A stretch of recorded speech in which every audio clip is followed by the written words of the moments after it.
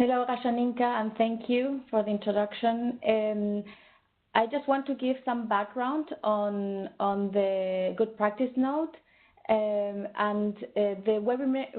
webinar is aimed to provide an introduction to the practice notes, which was publicly disclosed in December 2018. There was an online external consultation which was undertaken between August and September, with a total of more than 200 comments from institutions including USDOL, GRI, IPECA, UKEF, ERM, TFT, among others, and we wanted to publicly thank all of you for this valuable input. It was taken into consideration in the final draft. This practice note aims to provide an understanding of why it's necessary, how to manage and address issues related to modern slavery, and the need for cooperation with other partners to be able to find appropriate solutions. This note was prepared by Ergon and Cindy Bergman of the Ethical Trading Initiative, funded by CDC, and in partnership with EBRD, DFID, and IFC. Overall, what we have seen is that in recent years, the issue of modern slavery has come increasingly under the spotlight from NGOs and civil society, including among investors and private sector companies. Although, at least for us, for IFC, issues such as forced labor, child labor, and trafficking have been issues that we have identified already for a long time in specific sectors in developing countries. The increase in the scale and the scope of the issue has driven policy debates, including some national modern slavery legislation, also some targets by the UN Sustainable Development Goals, and an increased, as I mentioned before, an increased scrutiny from media and civil society. What we have is that recent reports state that approximately 40 million victims of modern slavery have been reported globally, with 16 million in the private sector activities. These activities cover multiple sectors such as agriculture, construction, manufacturing, and are present in several global supply chains. Why is this note needed? For IFC, we are aware of the business implication of failing to manage modern slavery risks, as well as the positive effects around reducing business risks, continuity of operation, access to markets, and increased worker productivity.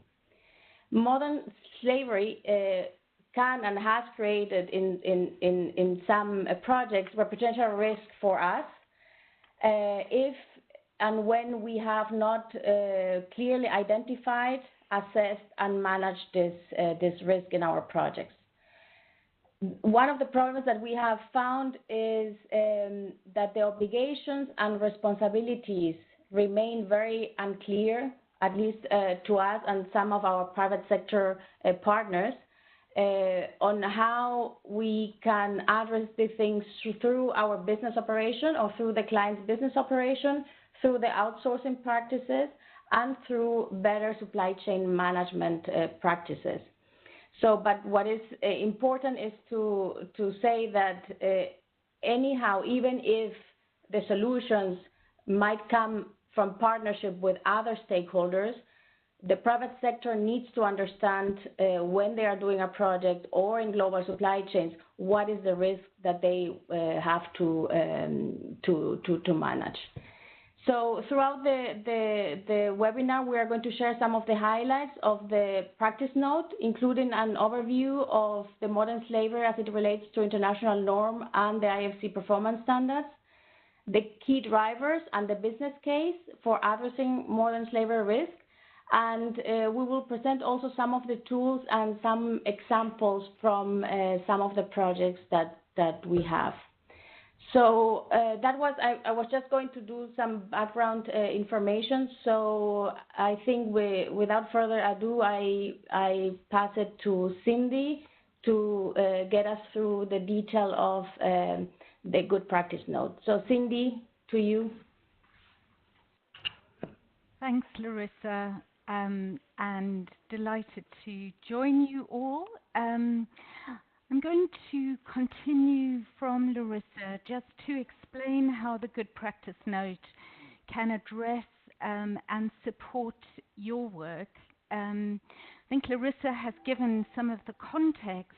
The Good Practice Note is really designed to be very practical. It has 4 key elements within it, both explaining the concept and how it impacts on investors in the private sector. It explains the circumstances under which it happens and the risk factors. It also provides guidance and tools to address this. And as we go through the webinar today, you'll see how that appears in the toolkit.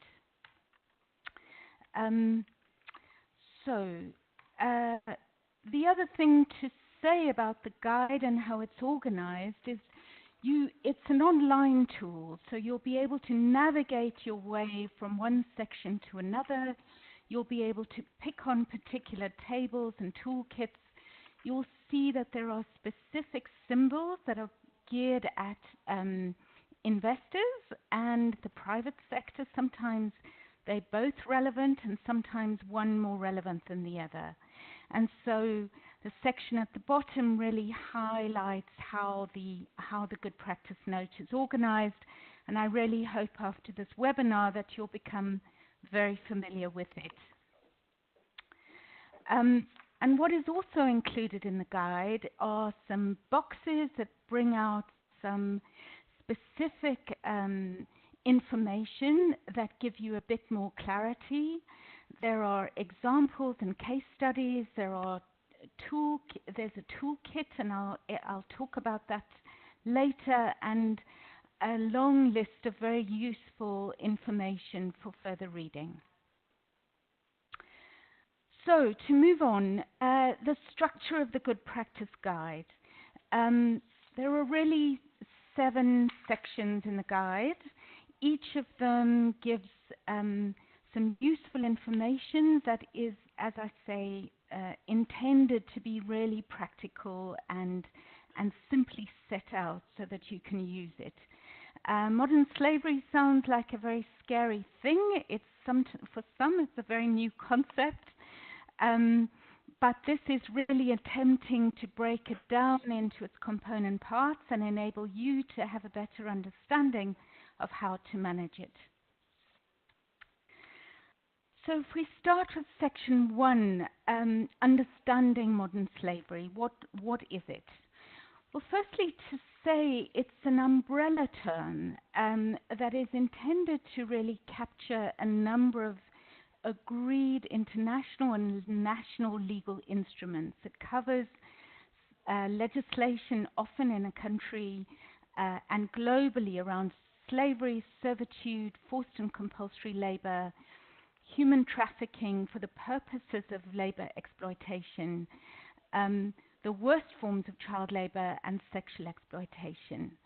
I think what's really important is to understand that when we talk about modern slavery, we mean a person who doesn't have choice, who doesn't have freedom, and they are denied the choice of who they work with, who they work for, under what terms and conditions, and whether or if they work without fear of menace, threat, and punishment, and they are often deceived into those roles.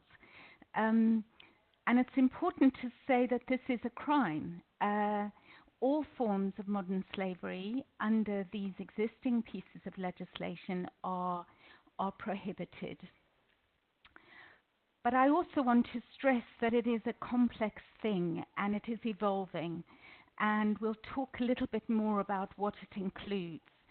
There are 2 pieces of legislation globally on modern slavery specifically. The UK and Australia last year in December just adopted its own Modern Slavery Act.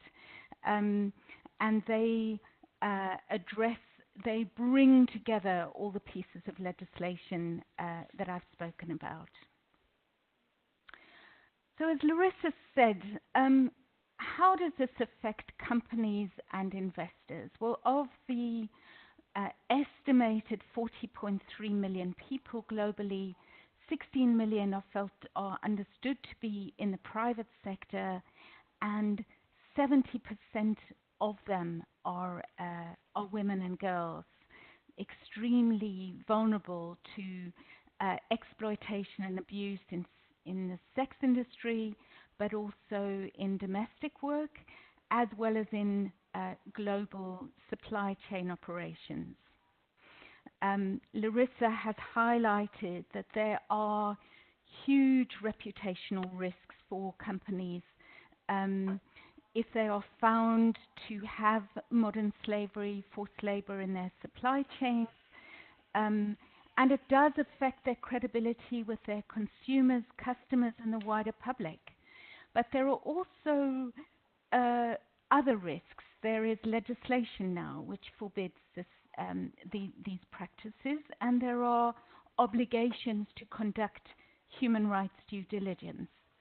So the degree to which the existing standards are embedded, enforced, and really understood in the context of what is really a growing complexity in the global economy, where there are different structures of companies and governance systems, and some own other companies and are partnering with other companies. So as Larissa said, I think the question of who is responsible for what and managing what is a complex landscape. Key international standards that are relevant for us today are the ILO Forced Labor Convention, and there is now a protocol, and the Palermo Protocol, which defines what trafficking involves. I'm not going to go into that in much detail, but I want to move on to a question of how we recognize modern slavery. And the ILO has come up with 11 indicators of forced labor, and these are directly relevant for our conversation about modern slavery, because what is important to know is that modern slavery is not always a state. It's not a binary thing. Sometimes it's a process, and people could move in and out of a situation of modern slavery. And these 11 indicators may exist on their own, may constitute a situation of modern slavery, or may, in combination with one another in a particular context, constitute that. So one needs to understand the specifics of each situation, but assess these as high-risk indicators. Larissa has said that some of the global estimates, 40 million, as we've said, and there are some really useful resources at the back of the guide as well, but they point to the ILO 8.7 resources, which have some of these statistics. Within the private sector, 16 million, as we've said. High-risk sectors, although these are not exclusive. I think what we are finding is the more we learn about modern slavery, the more we realize that no sector is entirely immune. There are some higher risk and some lower risk, but there's no question that domestic work, manufacturing, construction, agriculture and fishing, the care sector, care and catering sector, mining and so on, are extremely high risk.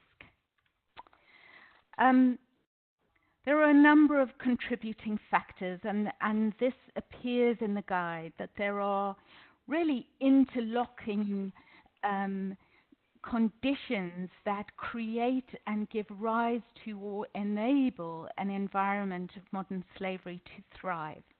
And they generally are driven by a race to the bottom in pricing and increased global competition, in trade, extremely vulnerable workers coming from countries where there are very limited job opportunities, where they are desperate for jobs or escaping climate change hazards or shocks. They tend to have lower education levels, often come from discriminated backgrounds. There are very poor management practices as well in company operations, and so very few systems in place to manage human resource management and labor practices.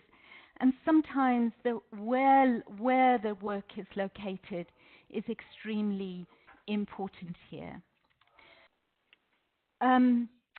There are modern slavery is to be found in many countries around the world. In the UK, where we've highlighted some of these risks, there are an estimated several hundreds of thousands of people in situations of vulnerability.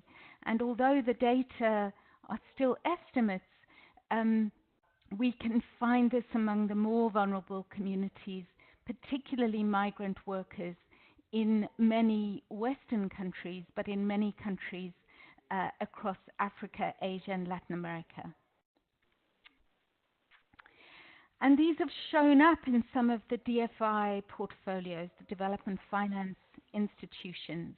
We've seen agricultural forced labor in some places, state-sponsored forced labor, human trafficking, mining. Migrant labor is appearing as an extremely high risk, where workers in flexible labor markets are moving from one place to another. Child exploitation and child trafficking continues in many parts of the world. The way we think about modern slavery is really in relation to a continuum of labor rights respect or abuse. At the extreme end is a respect for the dignity and value of workers, and at the extreme other end is extreme violation of labor rights and exploitation and abuse. Some examples where this shows up in the supply chain. So in some countries, such as the case in Uzbekistan, until very recently, the state was responsible for enacting forced labor. So people had no choice but to go and pick cotton, whether they were in school or in the workplace. This has been flagged by NGOs, by the ILO, by the World, reflected in the World Bank, and is starting to be addressed and improved in Uzbekistan, but it still continues in other countries like North Korea, Turkmenistan, remains a real challenge. In the mining sector in the DRC, we see children continuing to work in some of these extremely isolated rural areas where oversight is very limited, and you know the tracing of these particular commodities is sometimes very difficult to know where they're coming from and where they end up. I'm going to turn now to the second section of the Good Practice Guide, and here I'm going to refer back to Larissa just to talk about the standards. Thank you, Cindy. So I wanted to only clarify regarding standards and safeguards that DFIs and EDFIs, we are all generally aligned on labor standards that are guided by the ILO conventions, and those terms and definitions and requirements are consistent in terms of the requirements related to modern slavery. If we talk specifically about IFC performance standards and the requirements of forced labor under PS2, we have two, let's say, detailed requirements. One is direct requirement of not employment of forced labor, which is directly intended to direct workers, including contractors. So whoever is within your operation or within the fence of your facility. So that is paragraph 22 under PS2. And then we have the other requirement where forced labor is addressed is in the supply chain requirements. And here the first requirement is that the client needs to identify the risks. So they need to know if there is any risk on the supply chain that they are that they are sourcing from. For example, if we take the example that Cindy just mentioned regarding cotton and Uzbekistan, if it's a manufacturing company, they should, textile manufacturing, they should know that there is a risk in the cotton supply chain because most of the cotton is coming anyway from the Central Asia region. That doesn't mean that there needs to be a direct remedy, but the first point we're asking is, first you have to identify the risk. So you need to map your supply chain. The problem here in supply chains is that most of the time the issues come in tier 2, 3, or 4 of the supply chain in the private sector. So it might be that the first tier is just a trader of textiles, so it's not the mill in Uzbekistan. So that's that's where the performance standards also puts a lot of weight on the leverage and the control that the client or the company has on exert change in that supply chain. But the first step, that identifying the risk, that should be done. So if we go to the next slide, there the standards is just to explain which workers are covered under the performance standards, and all of these are covered in different degrees, because depending on the leverage and control that the company has over the terms of employment and working conditions of these workers. So the direct employees, they have direct control and they have direct leverage. So forced labor should not happen. It's a zero tolerance. In contractors, is the same if the contractors are on site, and there needs to be requirements in the contract agreements on no use of forced labor. And in the supply chain, as I said, it will depend on the leverage and control and on the tiering on where the risk lies. In financial institution, it's for financial institutions to have the systems to also identify the risks. So it is in let's say all categories of workers, but it will depend on the leverage and control the private sector has on these workers. So Cindy, I think this is the PS2 part, so back to you. Thanks for using WebEx. Visit our website at www.webex.com. I'm just going to move on to talking about the. Am I still okay? Because there seem to be getting messages on from WebEx. We can still hear you, Cindy. Okay, great. Thank you. Sorry. The third section is about assessing and identifying risk, and here you'll see 6 areas that we are highlighting. Larissa has flagged the whole question of mapping supply chains, but also identifying high-level indicators, contextual factors, specific workplace risks, and not just the risks in the type of sector, but the type of worker that is in that workplace. And then there are questions around how you clarify and really validate the extent of the risk. Enter your access code or meeting number followed by pound to access the leverage. Here you'll see a snapshot of the guide itself, and it sets out particular scenarios to assess Your entry is not valid, or the meeting has not started yet. Re-enter your access code or meeting number followed by pound. Of disturbance. Hold just 1 second. Shaninka, can you mute Manuela Marquez, because that's where it's coming from? Okay, will do. Thank you. Thank you.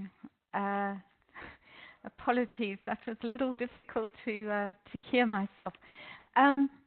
You'll see in the guide that there are particular kinds of indicators that are strong in relation to these two critical factors, as I mentioned earlier, the question of involuntariness and the question of penalty or threat.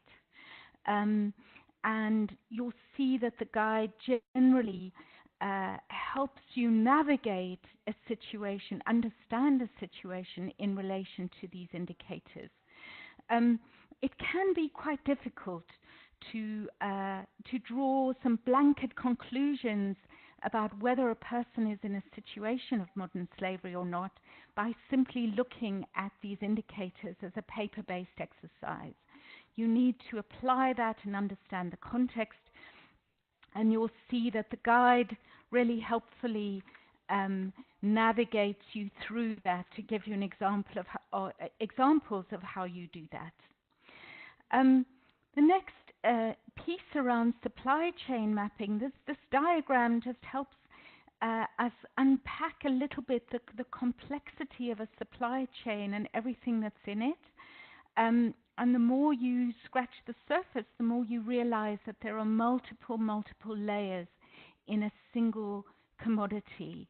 The inputs, for example, into an agricultural commodity, what goes on in the farm, who processes that, where it gets distributed, who consumes it, and how it gets disposed of at its end of life, are some of the elements where modern slavery risks and labor rights violations might be found. And there are many layers down the supply chain as well if you look vertically down a supply chain, because you might have a relationship with particular commercial partners or contractors or investees, but actually the subcontracting that goes on is something that you may or may not be aware of, and often that moves quite far down the supply chain. Here you'll find another table in the guide. What kinds of risks that you would look for in relation to a particular country, and here are some very useful resources that you can refer to. If I'm investing in X country, in X commodity, what am I likely to find, or what at least should I be aware of from the work that's been undertaken to date? What kinds of workers are likely to exist within that those workplaces, and what do I need to do to assess the management practices? There are many other resources, and in these tables you'll find some very useful data. So just to conclude this section, some of the key risks that we know of modern slavery that I've highlighted: migrant workers, child labor, recruitment fees for migrant workers are a massive risk that often migrant workers are paying up to 18 months of their salary when they arrive in their place of employment just to repay the fees that they've paid to some labor recruiter to get their job. Agency workers, where you'll have some workers in a particular workplace, but some other workers are only contracted in on a temporary basis or work for another agency. Long working hours, forced working hours, and theft of wages is another massive risk, and subcontracting, often unauthorized. But we're also finding that there are additional risk areas in the supply chain, such as logistics, warehousing, who does the cleaning within particular buildings, and what due diligence has been done on those operators and their working conditions, as well as catering, and there are others. I just wanted to flag a couple of examples before we take a break and take some questions. The fishing industry in Thailand has been quite well documented in a number of news reports of appalling conditions, but particularly for migrant workers from Myanmar and Cambodia that have been found to be working on ships that are fishing for trash fish that then feed in Thailand, feed some of the shrimp growing and processing factories before they're exported. The situation is such that this is so far down the supply chain, and these workers are so hidden because sometimes they are held captive on ships for months at a time without docking on land and in waters that are not monitored, international waters that are difficult to monitor. And so when the exposés started to emerge and companies started to think about what they need to do and how they need to address these risks, they were realizing that they need to go quite far down the supply chain and that there need to be many, many actors involved. But I can tell you that the situation of these workers is about as bad as it can get. And often for these workers, the only means of escape was really jumping overboard and committing suicide. For some of them, the conditions were so intolerable. I'm happy to say that there are lots of efforts now underway to address this situation. Another example is these young girls that have been over several generations contracted into the spinning mills in Tamil Nadu in southern India in a so-called apprenticeship scheme to pay for their own dowries. These families that are desperate to raise money to pay for dowries have locked these girls, young women and girls, into these mills where they're not paid for 3 years until their contract ends and they can then return home.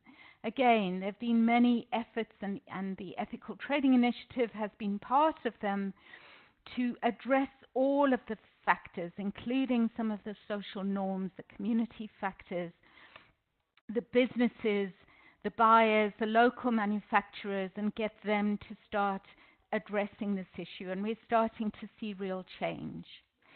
I'm going to stop now and see if we can take some questions and answers before we move on to the other sections. Okay. Hi, Cindy. We have a couple of questions, so I will read them to you one by one. The first one is, how do you address state-sponsored forced and child labor as in case of Uzbekistan, or where slavery is still a norm as in Suriname? The ILO has a mandate to address these issues because countries that are signatories to the UN and even those that are not signatories to the ILO are bound by international human rights standards.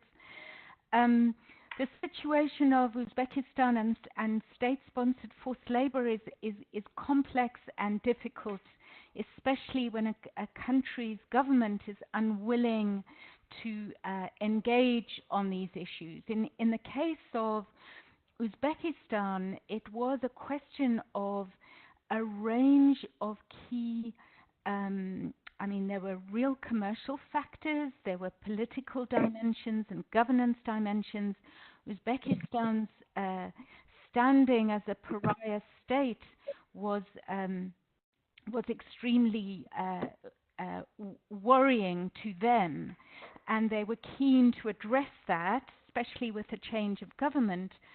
But also the buyers started investigating. The Better Cotton Initiative was established to start addressing some of these issues of raw materials, and companies were starting to say, we will not use any cotton sourced from Uzbekistan. And there may be some others that will want to chime in, but I'm happy to say that in the case of Uzbekistan, things are starting to improve. I think generally pressure by civil society, by other governments, by institutions like the ILO and the World Bank have made a huge difference in seeing changes. Do others want to jump in here? Cindy, maybe I can jump in, because we have a project. It's publicly available information. You can find it in our website. We were financing a textile manufacturing company in Uzbekistan, so not even outside, so very near, let's say, the supply chain. They were buying from government-managed mills. So in that case, what was the first thing that we asked the company? We knew about the risks, so it wasn't news for us, but just to be able to do the project, to invest in the project, we asked them to map the supply chain. So we were able to, well, they were able to identify the regions from where they were sourcing, or from where cotton was coming. We were lucky that those regions overlapped with a World Bank financed project on improving agricultural practices. So we joined the World Bank, went to talk with ILO, and discussed about, okay, how can we help improve, or let's say reduce, the incidence of, at that time, child labor and forced labor in the supply chain.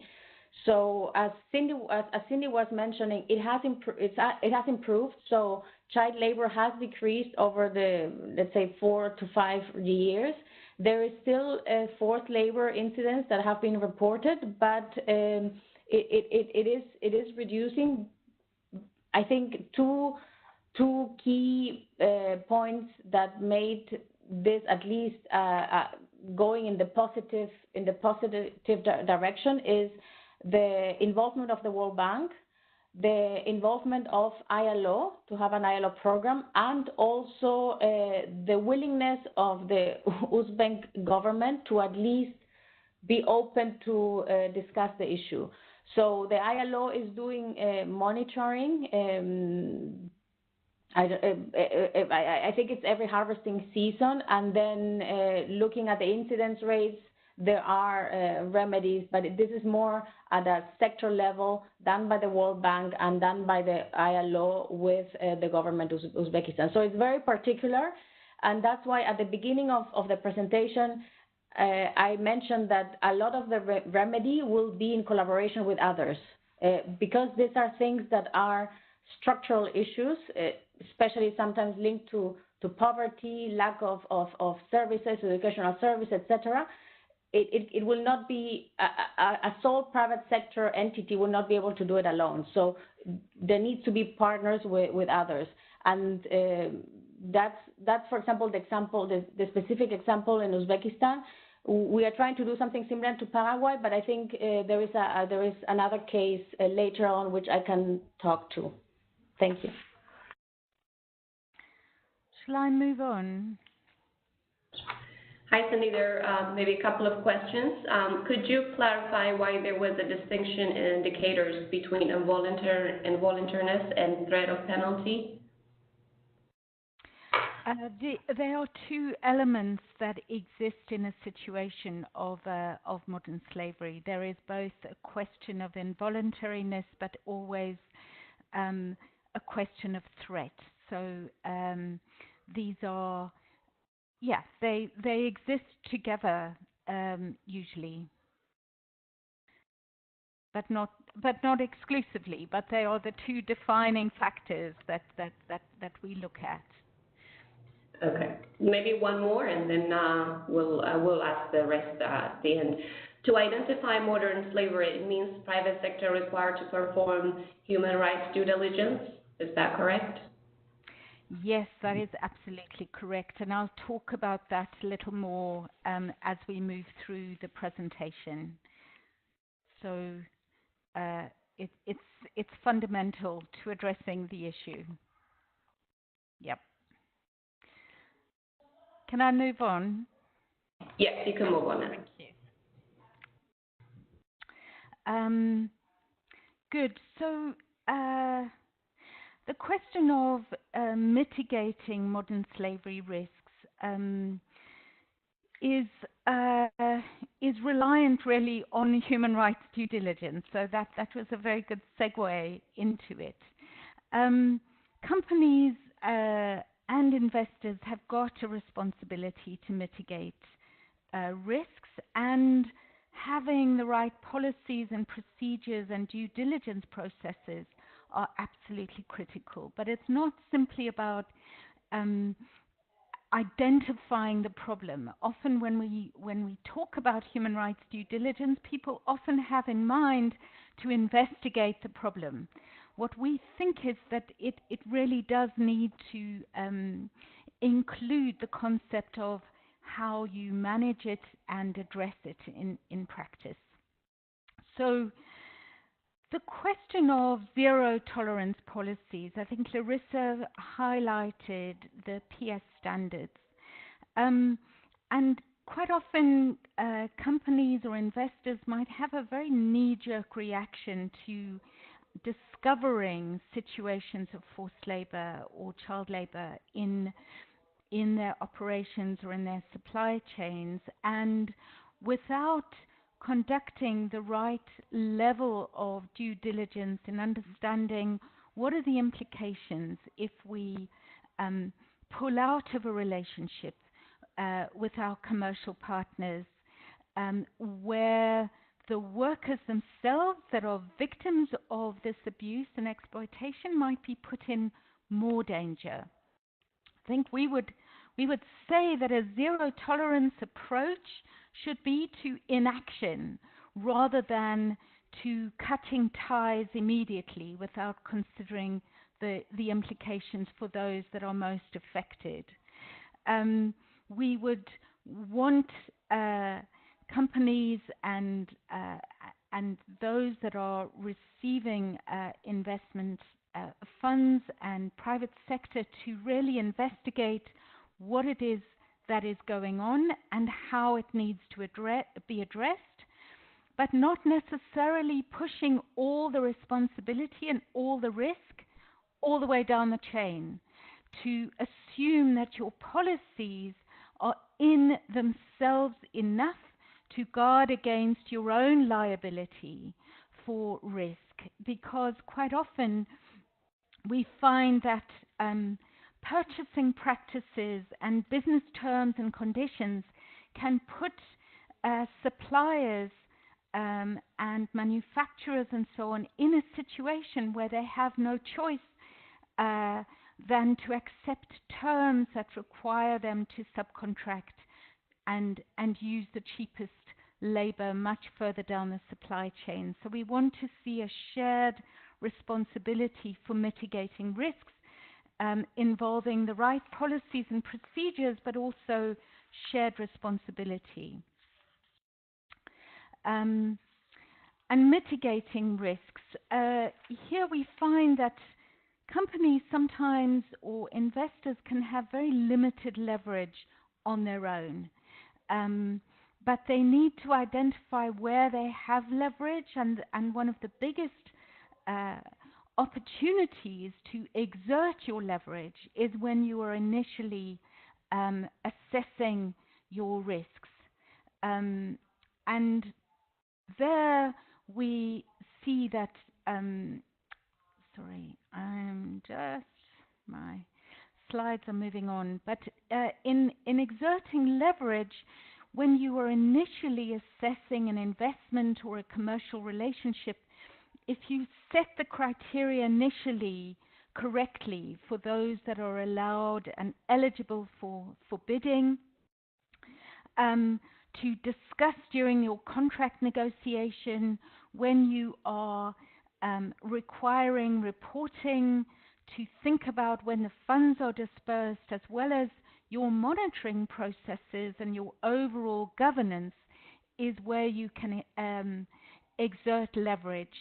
The other really important piece is collaboration with others that are involved in the same markets, in the same sectors, even collaboration in a pre-competitive sense with other companies that might be competitors, but where you sit and talk in a safe space about how to manage shared collective risks. And that is the work that the Ethical Trading Initiative does all the time, is we bring competitors together who share the same kinds of risks to address these in complex supply chains. Again, I just wanted to flag a few examples. So the way we are looking at the surgical instruments sector in Pakistan in a small area called Sialkot is where a large number of the global supply of surgical instruments, or at least part manufactured. These have got children in the worst forms of child labor and extreme exploitation in those supply chains, and quite often they involve a number of intermediaries, including suppliers that might be based in Germany, where the instrument is stamped made in Germany, but has components that have been produced in Pakistan. And the way we are addressing that is involving some of even government, public sector procurement bodies, those that are sourcing health instruments for use in public hospitals and in private clinics. They are in some way responsible for this, and they are starting to say, what do we need to do in addressing these risks, as well as how do we work with our suppliers and the manufacturers in Pakistan, as well as with the government and local communities to start to address the problem. And we are tackling this really top-down as well as bottom-up. And once you do that within a whole supply chain, you can get to the root causes and find long-term sustainable solutions that don't require external intervention. There's a similar case in Rajasthan where you've got endemic child labor as well as asbestosis, silicosis, appalling conditions. But this is an area of India where stone is sourced for many countries around the world for domestic use as well as public use, paving stones and so on.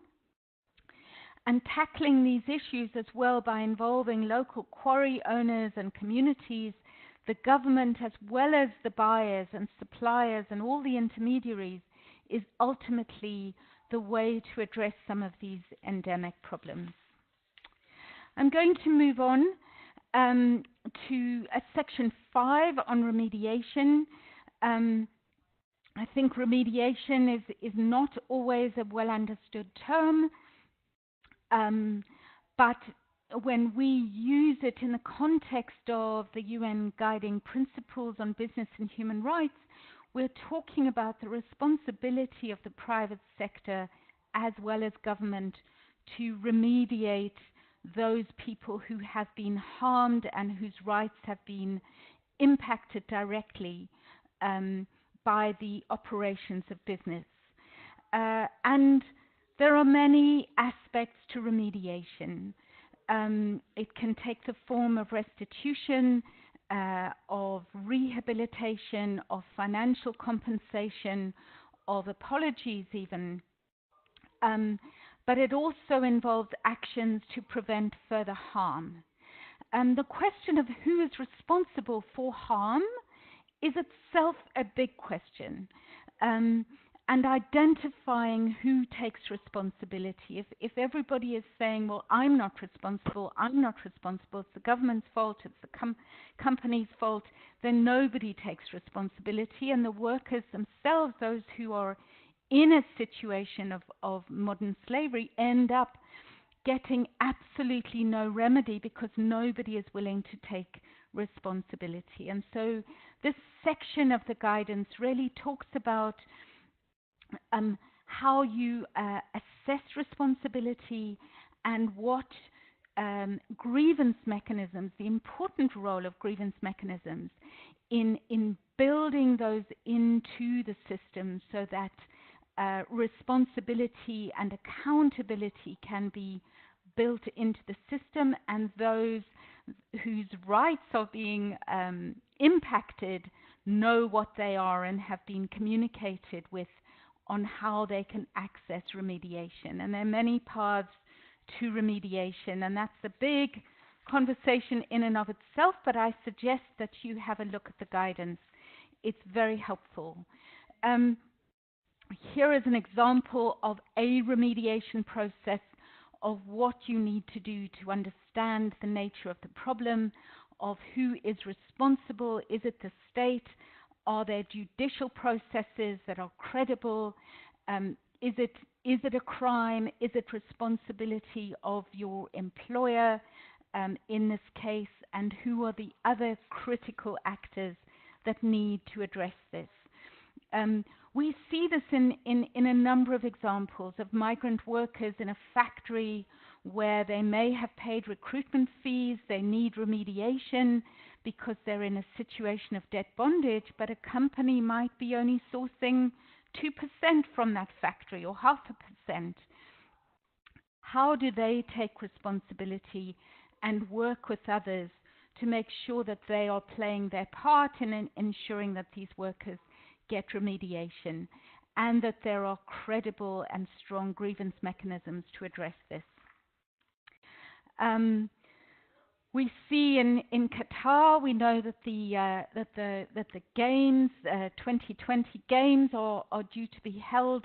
The World Cup is due to be held in Qatar. There's been a big spotlight focus on construction. Many workers coming from Nepal and South Asia have been in appalling situations, and the number of Nepali workers returning home in coffins has been extraordinary. But over the last 2 to 3 years, I would say things are starting to improve, and some of the big companies, as well as the government, is starting now to take responsibility, both to reimburse recruitment fees, but also make sure that these workers are treated properly, housed properly, and not in a situation of forced labor where they're undernourished and working incredibly long hours. We've seen in the news the situation of the rubber glove sector in Malaysia and condom sector. I won't go into that, but there are efforts now underway to address that. Section 6.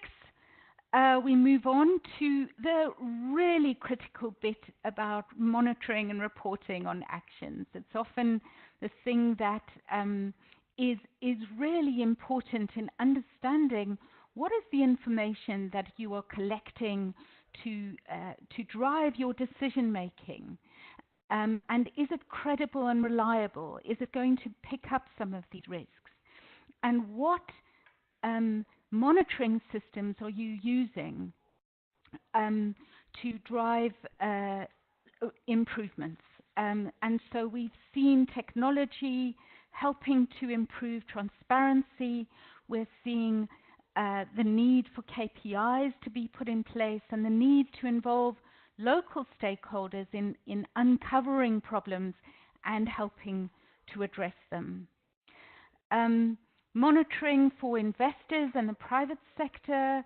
Again, the guide has got a number of very useful sources of advice and guidance on what you need to do to monitor your investments and your commercial partnerships, and how you can mitigate and manage as well as prevent the problem and continually improve. I realize we're running out of time. I just wanted, the last section is really on the toolkits, and this you might find to be one of the more useful parts of the guide. There are really 5 tools. We've highlighted 4 on the screen. The 5th is a list of very useful resources that can give you more information. But here we have questionnaires,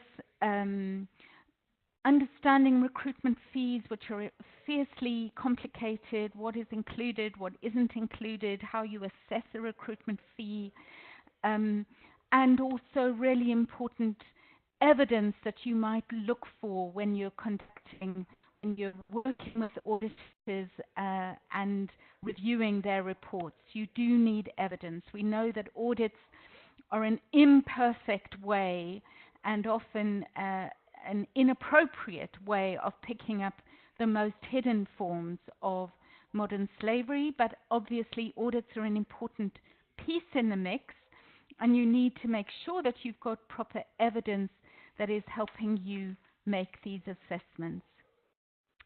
The stakeholder list is extremely important.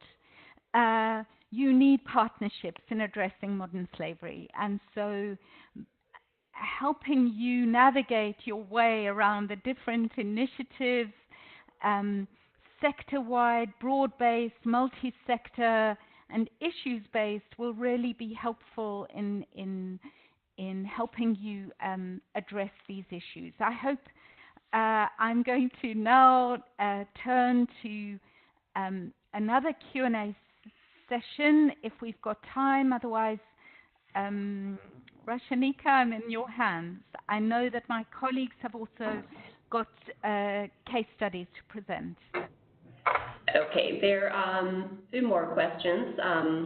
In the slide with locations where modern slavery takes place, you highlighted Kenya and Mozambique, but there was no legend to highlight the issues in the 2 countries. What were the issues? I mean, as in many countries, I'm not really going to specifically highlight what was in those countries at that moment in time, but in every country, in Kenya, for example, there is situation of threat and sexual exploitation of women in the workplace. That puts women in an extreme situation of vulnerability. There are, in the agricultural sector generally, there might be cases of forced overtime. There might be cases of migrant labor. Similarly, in Mozambique, in the mining sector, I think that there have been cases. The point about these maps is that they are indicative of where this problem might exist in high-risk sectors. It's not to call out specific countries or specific sectors. It's to say that these risks are shared, and if there aren't proper controls in place and monitoring and oversight where labor inspection might be weak, where there are isolated rural areas, or where there are high-risk extractive or raw materials at stake involving vulnerable workers, then you have risks. Okay, thank you. Another one, does the guidance provide concrete direction on private sector role in helping the transition and maintaining livelihoods of formerly exploited workers? The guidance is, it touches on it, but honestly, the guidance can't do everything. There are lots of resources around this. The guidance is really intended for investors and the private sector to manage some of the risks that exist within their own their own commercial operations, but that's why I mentioned that there is a need to partner with local stakeholders who can help workers find alternative employment or to engage in projects that will do that. All right, let's do one more and then we'll keep the rest towards the end. In your experience, are there any private companies where the legal advice has been not to go beyond the main EPC contractors or suppliers in the supply chain for compliance purposes? Yeah, really, really good question. I think there is a big job to be done to educate legal counsel and the legal community in general about this business of responsibility liability. I think they are very concerned about companies taking responsibility or being held liable for certain practices. And there is no question that there are potential liability cases. That has happened in some cases, but the fact is that if the legal community is continually in a risk-averse environment where they don't want to say anything or admit anything or take responsibility for anything, we can't address the problem, because the problem will then become more and more hidden, will go underground more and more, and they need to understand that transparency is a growing phenomenon globally. There are a number of new laws and regulations in place that require transparency. And when you start requiring transparency and things like open costing, which exists in some public procurement systems, then there is visibility and oversight of everybody involved in the supply chain. And so we do need to recognize that these are evolving and that the legal community needs to be brought on board as well.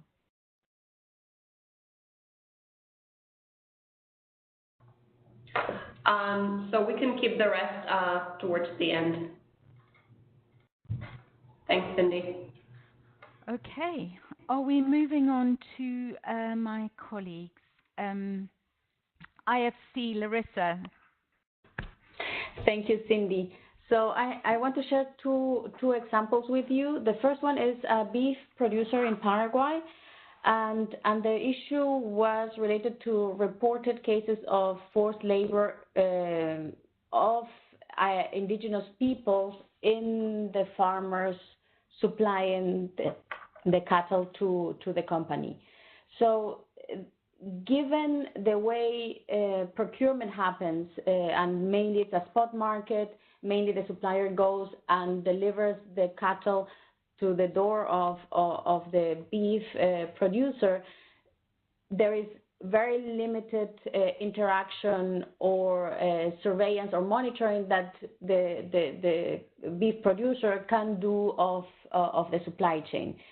So in this case, what we have asked the company, because the issue is there, it has been reported.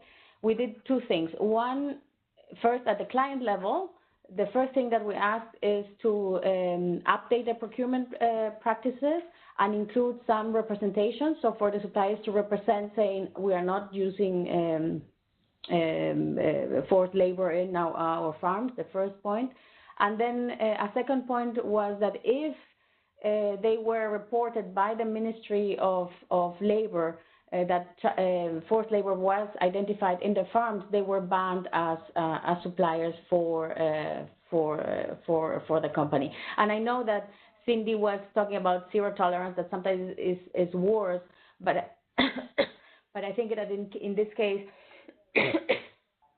inaction would be worse. And when the Ministry of Labor is already involved, then they can continue the monitoring, and there will be more a legal recourse. So directly we ask the company to do those two things, and then because they are not able to monitor or to do any audits because of how the transaction works and the limited leverage they have on the supply chain, we are discussing with our colleagues at the World Bank and at ILO to see if it's, and also the US DOL, to see if it's possible to have something similar to what was done in Uzbekistan. So having the ILO agreeing with the government to monitor some of the regions, especially the regions where forced labor has been identified, and see if that could help our client in terms of improving, or I wouldn't say cleaning, but improving their practices in the supply chain. So that's the beef producer in Paraguay. Then we have another example which covers two types of workers, which is a commodity primary, I would say primary producer and trader in Brazil. And they had two issues. First, the issue was with contractors, so hired through an agent by the company working at the company operations. So here we had labor and working conditions, including working accommodations, safe occupational health and safety issues from this category of workers. And then we had another issue in the supply chain. But to address the contractor issue, we asked the company, because here they have leverage and they have control because these workers are working at their operations, then we asked them to have more stringent requirements. And what they are doing are three things. The first one is consolidating their agency, let's say subcontracting.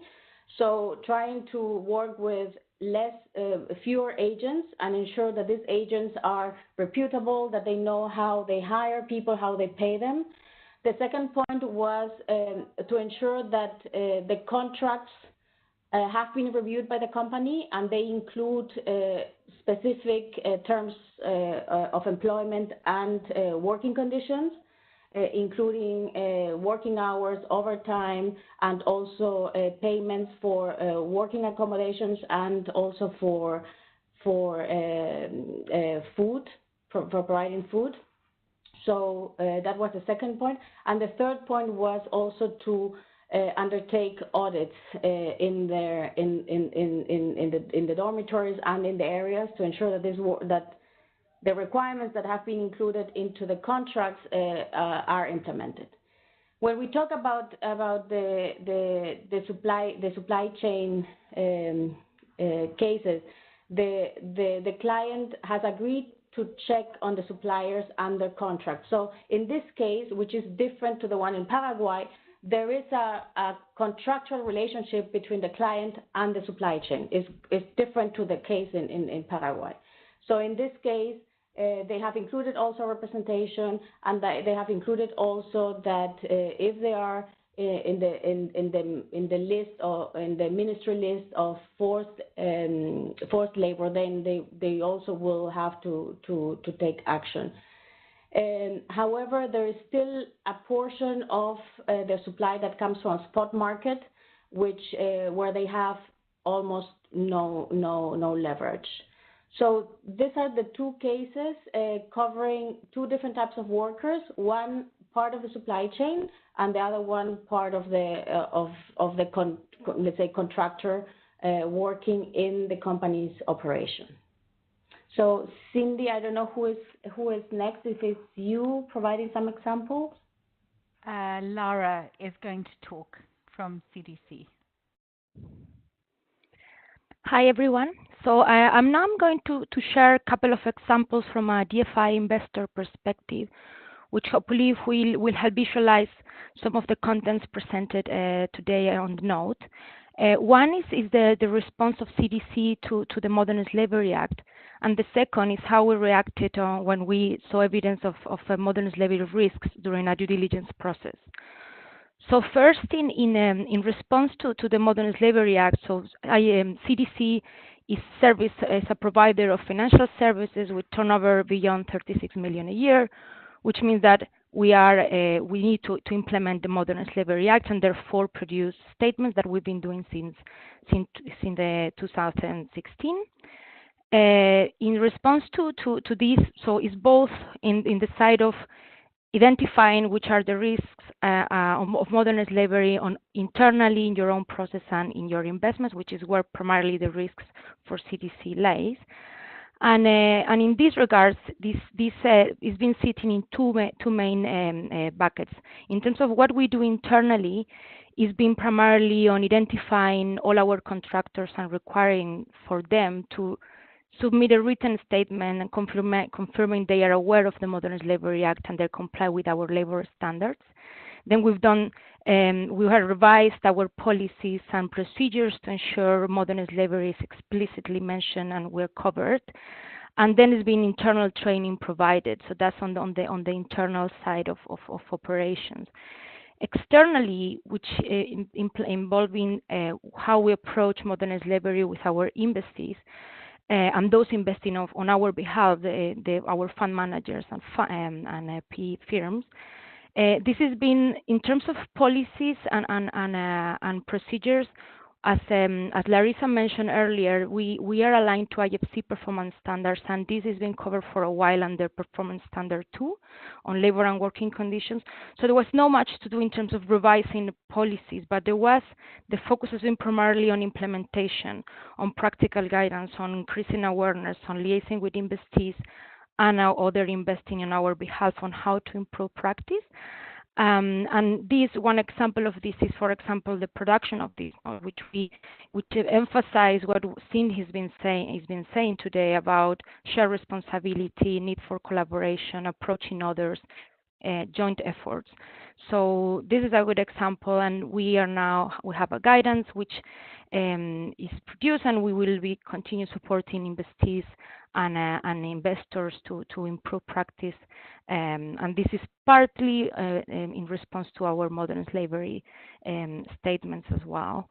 The second example I wanted to share is just when we identify modern slavery risks during a due diligence. And this was one of our first equity investments in India. This was on the healthcare sector. So it is widely known, and it is common practice in India to retain professional certificates from nurses and doctors. And this is primarily to address a market issue that companies are facing, which is the high churn, people leaving their jobs and the impact that has in the hospitals and providing health services.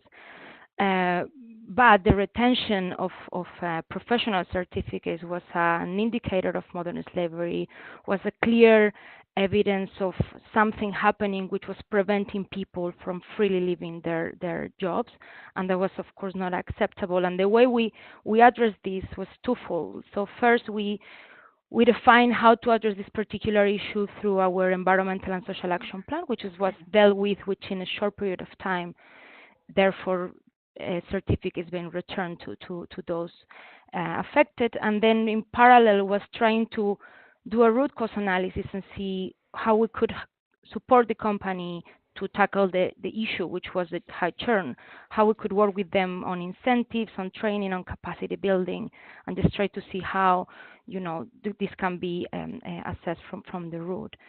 So these are the two examples I wanted to share, and just to emphasize on what Cindy's been saying. This is a collaborative effort, share responsibility, and just continue working together. And CDC is committed to continue supporting investees and our fund managers on this journey. And over to Sarah. I think you're next on EBRD. Yes, hello. This is Sarah from EBRD. What I would like to share with you today is just the process that we went through internally at EBRD to assess our approaches to managing forced labor risks, and then how we could improve those. We started working about 3 years ago with Verité, a well-known forced labor expert NGO, and they undertook a gap analysis, which consisted of a desk study looking at our environmental and social policy and performance requirements, as well as procedures and guidance materials. And then they also looked at past labor due diligence and environmental and social action plans to see how we had performed in the past, and this was based on a selection of projects in high-risk countries and sectors. So as you can see on the slides, they pointed out some strengths and where there was room for improvement, as well as challenges that we needed to address. The key result for us was that while there was some room for improvement on paper, most of the challenges were really on the implementation side. But in terms of strengthening the language and the performance requirements, we have recently made some changes. This would appear in the new performance requirements, which are currently out for consultation. I just wanted to mention a few of the elements we've tried to strengthen, including adding a general objective to protect women and men at work, and emphasizing vulnerable workers such as migrant workers and refugees, as well as workers working with contractors and in supply chains. We've added emphasis on a requirement that prohibits abusive and fraudulent recruitment practices in reference to the Protocol 29, which supplements the Convention 29, ILO Convention 29 on forced labor. And we've also attempted to define more clearly what primary supply chains mean. And although we have defined it very narrowly as being core and tier 1 supply chains, we have then also specified that where there were reported risks of forced labor and child labor in lower tiers of the supply chain, this needed to be addressed by our clients as well. Another element we've added to the performance requirement is a requirement for written contracts. The jury's out on that. This might be quite tricky to implement, but we think it's also a low-hanging fruit in terms of really improving working conditions, especially with contractors and subcontractors. So this is what we've done on the policy and performance requirement side. In order to improve the process consistency and increase capacity, especially internally, we've spent some time delivering training, not only to environmental and social experts, but also across the institution with banking, the credit risk functions, integrity and procurement functions especially. We've developed risk screening tools, one of which is focused on forced labor and draws on all the different sources of information that you will also find in the good practice note, as well as a more general labor standards risk screening tool that provides for a risk rating, and if projects are deemed to be high risk based mostly on sector and country, that then triggers requirements for extra due diligence, labor assessments, potentially third-party labor experts being drawn into the due diligence process. We've developed additional terms of references for labor assessments that can be used as standalone, but also added to ESIA terms of references or other ES due diligence documents. And then we've created additional internal guidance and guidance for clients. And last but not least, we've partnered with IFC, CDC, and DFID to develop the good practice note. Going forward, we would like to provide additional training internally and externally. This will be probably based on the new policy and performance requirements once those have been approved. We will focus on building capacity of consultants to deliver better labor assessments. In 2019, we will probably focus on Central Asia in this respect, but Turkey is also one of the areas, regions where we've identified high risks, especially in agribusiness supply chains. We are also, CDC mentioned under the UK Modern Slavery Act, they did an internal review of their own procurement processes. We are yet to do that, so that is one thing that is in our plans. And last but not least, also there's the Liechtenstein initiative that's looking at the role of financial intermediaries and how they can, what the opportunities are, and how forced labor can also be tackled through through those channels. So we'll be looking at the outcomes from that and seeing how that can be applied in EBRD lending. So this is it from me today. We haven't had any particular cases that we've worked through that we can present as case studies, but hopefully in the future we can share more on this. Thank you very much. Okay, we've received a few more questions, so we can use the remaining time to answer those questions. I'll turn it over to Tigges to read the questions. Okay. Does the good practice note have guidance on what a minority shareholder should do if it owns equity in a company that's linked to modern slavery? Most DFIs will take a minority shareholding up to 20%, but then have tended to shirk responsibility, claiming limited leverage.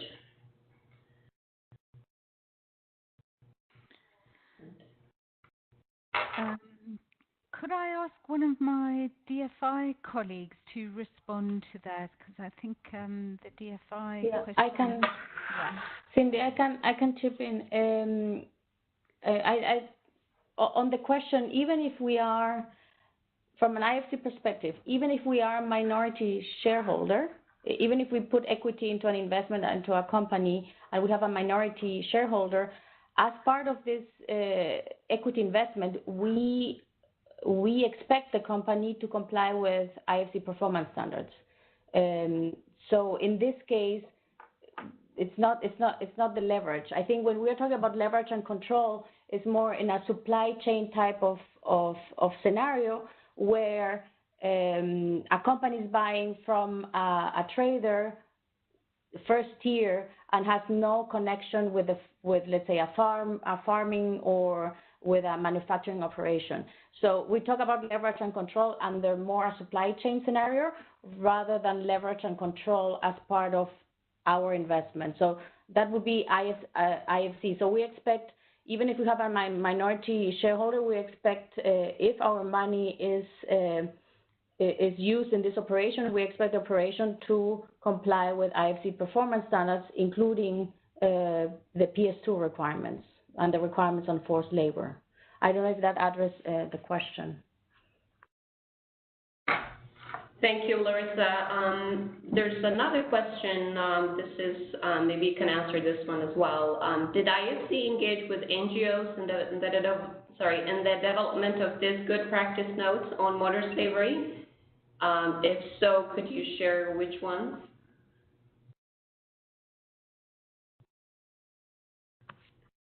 To develop this practice note, we had, yes, as I mentioned at the beginning, we had a period of public consultation, and during the let's say drafting of the document, Ergon and Cindy, maybe you can also chip in, had some interviews with key stakeholders which were identified before and which provided also input.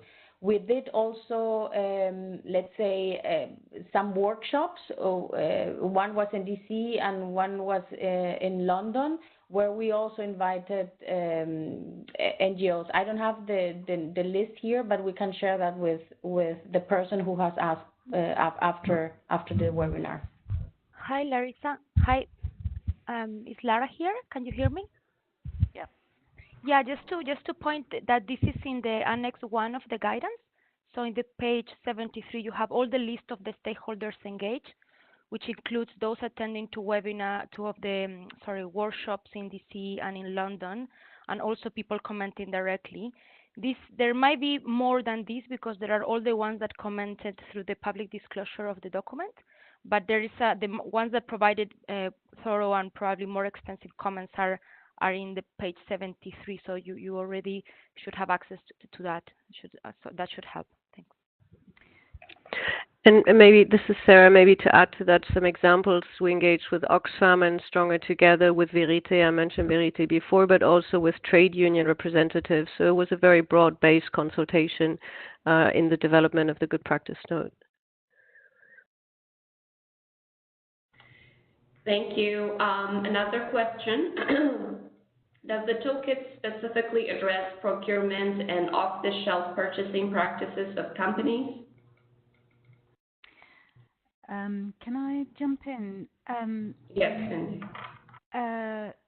Procurement issues are touched on, but there are a number of very useful resources on procurement. We couldn't cover everything, but off-the-shelf purchasing practices, I would say, are quite difficult to imagine what those are going to look like. We know what good practice looks like in terms of systems and processes, and actually ETI has worked with our sister organizations in Europe on a guide to responsible business purchasing practices. So there is some guidance out there, but the idea of contract specifically, off-the-shelf contract templates, I think would be a little bit difficult to produce, because each company needs to assess its own business and its relationships with its suppliers. But certainly this guide has not gone into much detail on that, save to say that this is a critical factor that can add or contribute or mitigate risks. All right, thank you. Another one, how do you create grievance mechanisms that reach workers in commodity supply chains? In many cases, they work for small farms and do not know who's the final buyer.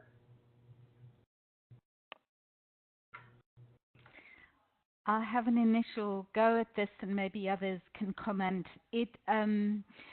You know, this is difficult, where workers themselves are employed by small units and the final buyers, but even their employers are not necessarily known to them in a real sense, because they work, they're employed through contractors or through agents. A grievance mechanism needs to be built in to the system, where there is some degree of assurance that where a company is becoming more aware of where the commodities or services are being sourced from, and that might take some time, starting with your first tier, moving slowly down the supply chain, but understanding and building into the system and getting evidence of a grievance procedure that is credible is something that needs to be built in through the contracting system and the monitoring systems. And when you put in place relationships with stakeholders on the ground in those areas, you can start to identify where those grievances might show up.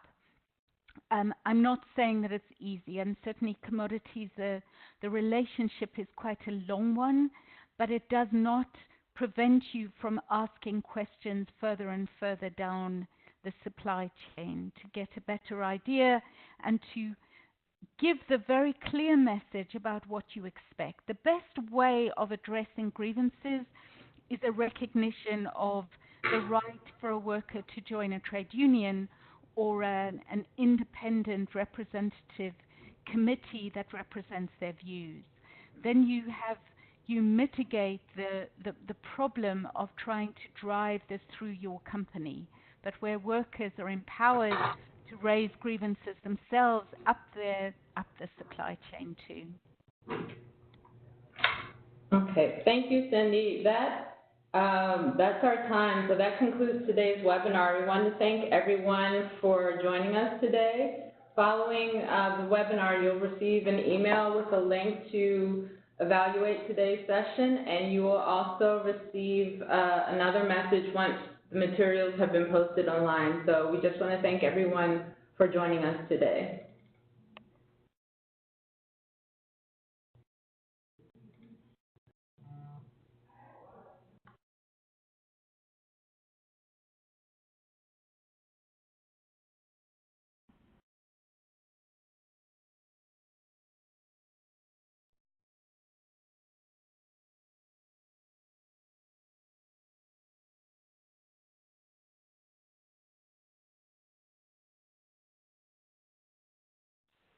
Thanks, guys. I think that went well.